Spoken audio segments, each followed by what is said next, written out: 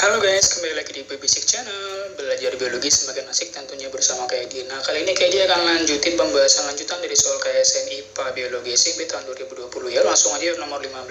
Nomor 15 ini banyak banget yang salah jawabannya. Jadi gini lihatnya. Ini ada berapa rantai makanan. Rantai makanan itu merupakan urutan makan dan dimakan. Jadi kita harus lihat dari semuanya ya. Coba kamu lihat yang sudah Kakak tuliskan. Nanti kamu cek.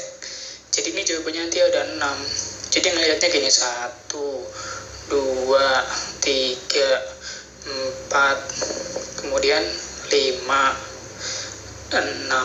Ada 6 ya, gitu. Nah, kalau yang ini merupakan soal yang agak sedikit pro kontra ya, karena kalau kita cek ternyata hasilnya itu nggak ketemu gitu ya. Nah, kalau kakak udah cek ya, itu dia nanti menggunakan rumus kayak pertumbuhan. Ternyata nggak pertumbuhan, malah yang ada penurunan ya. Kenapa? Karena kalau kamu cek di sana, nilai jumlah kelahiran, itu lahirnya berapa? 2%. Lihat, lahirnya 2%. Yang mati 5%. Banyakan mana? Yang lahir atau yang mati? Yang mati kan, berarti kan penurunan kan. Kemudian banyaknya penduduk yang masuk, cuma 2%, yang keluar 8%. Banyakkan mana, masuk atau keluar?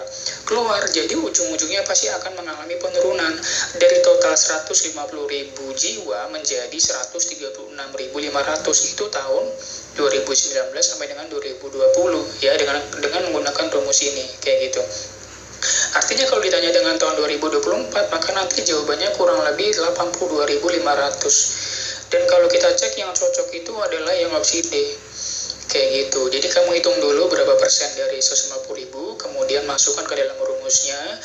Ya udah dihitung. Ya ini ada juga beberapa di internet yang salah hitung di sini nih. Karena 8% kali 150.000 itu harusnya 12.000 ya. 4.500 ketemu cuma 9.000, sama-sama min, berarti dikurang 13.500 kan. Jadi tahun 2020 itu jumlah penduduknya 136.500 karena mengalami penurunan. Kemudian kamu kurangin lagi untuk 2001, 2002, 2003, 2004, nanti endingnya dapat 82.500 gitu ya. Nah, kalau yang ini lanjutannya ya. Jadi nomor 17 ini ngomongin rantai makanan apabila terjadi siapa yang turun, siapa yang naik. Di sini tuh ada kayak jebakan, itu ada hidrilla. Ada hidrilla, plankton, burung bangau, sama ikan. Kita ambil yang penting aja, ternyata hidrilla nggak digunakan di sana. Tidak ada peran ya. Yang ada peran itu adalah plankton dimakan ikan, ikan dimakan burung bangau. Pertanyaannya, apabila ikannya ditangkap, berarti ikannya turun ya. Kalau ditangkap kan berarti kalau ikannya diambil sama nelayan atau diburu, maka ikannya berkurang kan. Kalau ikannya berkurang, berarti planktonnya naik. Burung bangaunya turun, karena burung bangau tidak punya makanan, dia nggak punya makan. Jadi sehingga dia turun. Kalau planktonnya naik, kenapa naik? Karena tidak dimakan sama ikan yang seharusnya. Berarti carilah plankton yang naik dan populasi burung bangau yang turun, yang C. Gitu aja, simple main ini. Konsepnya itu mengikuti yang mengalami masalah. Yang mengalami masalah di sini adalah ikan kan. Ya udah, kamu fokus sama yang ikan, gitu aja. Kan di sini masalahnya. Ikannya turun berarti setelahnya turun. Berarti yang sebelumnya beda sama yang dia. Gitu ya. Nah, kalau yang nomor 18 ini ngomongin adalah ada namanya ekosistem asli nih. Ada kata keterangannya, ekosistem asli yang dimanfaatkan untuk penelitian. Jadi tujuannya untuk penelitian, bukan untuk wisata ya, ilmu pengetahuan, pendidikan dan sebagainya. Jadi itu dia komplit. Kalau komplit maka jawabannya yang taman nasional. Kalau cagar alam biasanya cuma untuk kayak tumbuhan tertentu ya. Kalau suaka marga satwa bisa tumbuhan, bisa hewan. Tapi kalau tujuannya untuk penelitian, pengembangan, bla bla bla, maka jawabannya yang taman nasional. Ini merupakan tanaman yang hidup di daerah pasang surut. Daerah pasang surut itu dia menanyakan contoh adaptasi atau ciri morfologi tanaman yang hidup di daerah pasang surut. Daerah pasang surut itu kayak tepi pantai, tepi pantai. Kalau kamu main-main ke tepi pantai, kamu ketemu tanaman apa? Mangrove. Berarti ini kita lagi ngebahas sebenarnya ekosistem mangrove. Nah, mangrove itu harus punya ciri apa biar dia bisa bertahan? Gitu kan logikanya. Ya berarti yang pertama penting banget itu adalah nomor 4. Dia harus punya akar tunjang supaya dia bisa tetap kokoh ketika diterpa sama ombak gitu kan. Berarti harus ada nomor 4-nya. Yang nggak ada nomor 4-nya salahkan. Dan kemudian karena dia itu kan dekat daerah pantai, ada salinitas, kadar garam. Jadi dia harus beradaptasi supaya tetap punya air di dalam tubuhnya. Supaya airnya di dalam tubuhnya itu tidak banyak keluar lewat daun maupun lewat batang, maka dia harus memiliki lapisan lilin pada permukaannya. Maka jawabannya harus ada 3. Harus ada 3, berarti jawabannya yang C. Kita cek ya, 3, 4, 5, 6, 8. 3, 4, 5, 6, 8. Tunasnya dapat mengapung. Kenapa tunasnya dapat mengapung? Ya karena menyesuaikan dengan kondisinya, dia pasang surut, kadang-kadang ada air, kadang-kadang enggak. Sehingga tunasnya itu harus bisa mengapung ketika laut itu atau air itu pasang. Kemudian nomor 6, kulit batang keras tidak berpori. Benar, karena kalau dia lembek gitu ya, maka otomatis ketika ada ombak dia langsung jatuh dong, mati, ya kan. Strobilus ini untuk istilah di gimnosperma ya. Jadi nomor 9 nggak mungkin itu. Itu gimnosperma. Metagenesis itu untuk lumut dan paku. Salah juga kalau kamu pilih yang ada nomor 10-nya. Jadi semuanya itu udah pas. Daun tipis dan lebar, kalau dia tipis maka dia nggak bisa menyimpan air dong, sedangkan dia harus banyak memiliki cadangan air karena hidup di daerah yang asin gitu kan.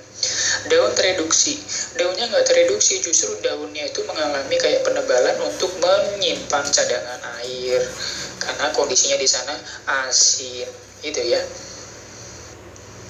Nah, untuk yang nomor 20 ini menanyakan tentang siklus nitrogen ya. Jadi ada proses dekomposisi senyawa organik. Apabila nanti ada organisme yang sudah mati, maka akan diuraikan melalui proses namanya dekomposisi atau pembusukan. Proses dekomposisi ini nanti akan menghasilkan nitrogen yang dalam bentuk, nah ini kamu harus tahu namanya, ini nitrogen. Nitrogen ini kalau bentuknya N2 maka bentuknya gas, ini masih di udara. Kalau masih di udara nanti bakal diikat melalui proses bernama fiksasi. Bukan ini jawabannya, ini di udara. Nitrogennya masih bertebaran di udara. Kalau NO2 ini nitrit, ini nitrat, ini amonium. Ini di tanah, ini tahapan nitrifikasi, lagi diuraikan nitrogennya. Sedangkan amonium ini merupakan bentuk reduksi dari amonia. Jadi amonia nanti akan diubah menjadi amonium. Jadi kalau ada organisme mati, ya maka organisme apapun itu, tumbuhan, hewan, manusia, maka akan diubah dulu menjadi amonia. Amonia ini kayak yang ada pada bau keringat sama bau pipis loh, bau kan. Nah, kurang lebih seperti itu amonia. Nah, amonia itu akan diubah ke amonium karena bentuk amonium ini dapat bertahan lama di dalam tanah. Ingat, proses nitrogen ini atau siklus nitrogen ini terjadi di dalam tanah yang berlangsung secara aerobik. Sehingga jawaban yang tepat di sini adalah yang amonium gitu ya, bentuknya NH4. Nah, kalau ini merupakan teknik menipu atau menyesuaikan diri terhadap lingkungannya atau adaptasi morfologi. Di sini ada kayak dibilang memungkinkan dia tersamar ya, tersamar. Kalau dia tersamar berarti dia namanya kamuflase kayak gitu. Kalau mimikri itu kayak langsung melakukan perubahan. Kalau kamuflase itu memang bentuknya seperti itu. Bedakan ya, kalau bunglon itu dia mimikri. Jadi kalau kamuflase itu kayak memang dia bentuknya seperti itu, kayak walang daun. Tahu walang daun kan? Walang daun kan dia nggak perlu mengubah dirinya jadi daun kan? Ya karena bentuk dirinya memang kayak daun sehingga dia mengalami kamuflase. Bentuk tubuhnya mirip kayak lingkungannya. Kalau mimikri dia harus menyesuaikan dulu, mengubah bentuknya, mengubah warnanya kayak bunglon, itu mimikri. Jadi bedakan mimikri sama kamuflase. Kalau estivasi ini kayak hibernasi tapi dalam kondisi suhu dingin. Atau hibernasi ya, contohnya kayak buaya. Kalau beruang kan itu hibernasi dalam kondisi dingin, kemudian dia menghangatkan tubuhnya. Kalau yang hibernasi estivasi gitu kan, dia jenisnya yang hibernasi dalam kondisi lingkungannya itu dingin, hampir sama ya, tapi kalau ini dinginnya nggak terlalu dingin kayak beruang ya. Jadi estivasi contohnya kayak pada siput air, buaya kayak gitu, katak, dia makanya lebih banyak hidup di air karena dia punya kondisi estivasi.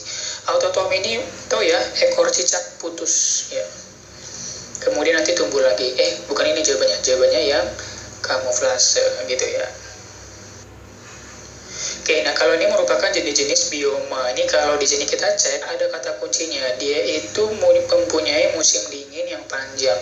Kalau kita bilang musim dingin yang panjang, nggak mungkin dong jawabannya hutan gugur, ya kan? Hutan gugur kan kenapa dia gugur? Ya panas, ya kan?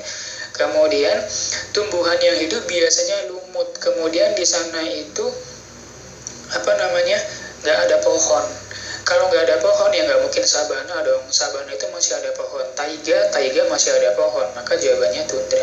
Tundra ini kayak di sekitar kutub ya, karena dia dingin banget. Bentuknya itu lebih banyak lapisan es, sehingga nggak banyak flora yang hidup di sana. Flora itu tumbuhan. Jenis tumbuhan di sana itu sangat terbatas karena memang dingin banget dan banyak lapisan es. Kalau taiga itu kayak subtropis, jadi masih ada kayak pinus kan pohon ya kategorinya, masih ada pinus di sana taiga. Kamu tahu film-film Natal lah yang biasanya diputar di TV, itu kan di daerah subtropis dalam kondisi musim salju. Nah itu taiga. Sabana itu kayak padang rumput yang agak luas, tapi dia rumputnya dikit ya, dan ada beberapa pohon, masih ada pohon juga. Jadi jawaban di sini yang cocok adalah yang tundra, itu ya. Konsepnya tundra itu di kutub ujung, jadi nggak ada pohon. Taiga masih ada, sabana masih ada, hutan gugur masih ada. Nah, kalau ini merupakan percobaan dari evolusi ya. Di sini ngomongin apa? Daging. Kalau ngomongin daging itu berarti punyanya Francisco Redi. Udah langsung aja gitu. Kalau oparin itu dia tentang laut gitu ya. Kemudian sop purba. Kata kuncinya ya kakak kasih. Lazarus Palanjani itu tentang kaldu ya, sop kaldu. Kalau Stanley Miller itu tentang listrik ya, listrik, kemudian asam amino ya, berhubungan dengan listrik. Itu dia kata kuncinya. Jadi nanti kalau ngomongin itu harus tahu dia ngomongin apa sebenarnya. Kalau ngomongin daging itu Francisco Redi, ngomongin kaldu bisa Lazarus Palanjani, bisa kakak tambahkan lagi Louis Pasteur. Louis Pasteur sama Lazarus Palanjani ini sama-sama menggunakan kaldu ayam yang nanti ada yang ditutup, ada yang enggak, kayak gitu ya. Jadi kata kuncinya diingat, ngomongin daging Redi, ngomongin laut atau sop purba oparin, kayak gitu ya. Nah, kalau nomor 24 ini keseimbangan ekosistem ya, apabila tercapai gitu kan. Di dalam ekosistem itu otomatis ada banyak faktor-faktor ya, kayak faktor abiotik, kemudian faktor biotik yang saling mempengaruhi. Jadi nggak mungkin nggak ada gangguan. Kita aja hidup ada gangguan kan, ada bencana alam, ada bla bla bla bla banyak kan. Jadi kita nggak bisa bilang kayak gini nih. Tidak terjadi gangguan, tidak ada gangguan, impossible, nggak mungkin. Di dalam ekosistem pasti akan ada gangguan, gitu kan. Dan belum tentu kena ke semua penyusun ekosistemnya kan, jadi nggak logika. Kemudian ya, apalagi yang nomor yang B, tidak terjadi kematian pada semua komponen A, nggak mati abadi gitu, nggak mungkin juga. Pasti ada yang mati, ada yang lahir gitu kan, itu seimbang. Kalau yang A, terjadi perubahan ekosistem akibat bencana alam. Kalau terjadi perubahan berarti nggak seimbang dong, ya kan. Kalau ada perubahan berarti nggak seimbang, salah. Jawaban yang tepat itu adalah yang D. Pasti ada gangguan, namun gangguan tadi tidak menyebabkan perubahan peran dan fungsinya. Jadi tidak mengganggu niche atau niche di dalam suatu ekosistem. Niche itu merupakan peran dan fungsi dari suatu organisme. Jadi niche-nya itu nggak digoyang, nggak dirubah-rubah, tetap ada, tapi nilainya sama. Misal ada yang mati 5, yang lahir 5 gitu loh. Jadi nggak mungkin nggak ada yang mati, nggak mungkin juga nggak ada gangguan, pasti ada gangguan. Namun gangguan tadi dinetralisir atau diganti dengan hal yang lainnya, kayak gitu ya maksudnya.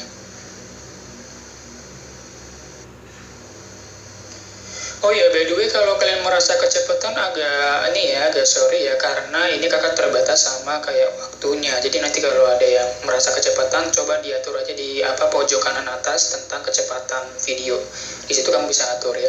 Ini nomor terakhir ya, gerak tumbuhan yang memerlukan rangsangan berupa kadar air. Berarti ngomongin kadar air. Kalau ngomongin kadar air berarti ngomongin hidro depannya. Kebetulan semuanya hidro nih. Mana yang cocok?